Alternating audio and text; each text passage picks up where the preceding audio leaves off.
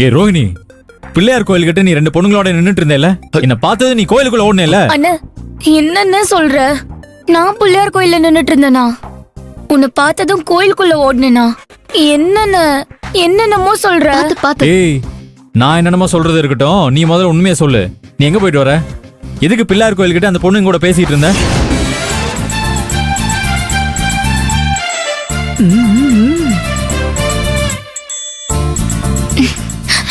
அண்ணி, இப்படியாச்சும் காப்பாத்துங்க அண்ணி. ஏங்க, நான் உங்களை என்னென்னமோ நினைச்சேன். ஆனா நீங்க இப்படி இருப்பீங்கன்னு நான் கொஞ்சம் கூட எதிர்பார்க்கலங்க. என்ன சொல்ற நீ? என்ன சொல்றேன்னா உண்மைதாங்க சொல்றேன். ரோஹிணியும் நானும் வாட்டர் கேன் போட போயிருந்தோம். பாவம் ரோஹிணி வாட்டர் கேனை தூக்கிட்டு வர்றப்ப கை தவறி ஸ்லிப் ஆகி கால்ல போட்டுக்கிட்டாங்க. கையில இருந்து வாட்டர் கேன் அவ கால்ல விழுந்துருச்சு. நல்லா அடிபட்டு புசு புசுன்னு வீங்கிருச்சு.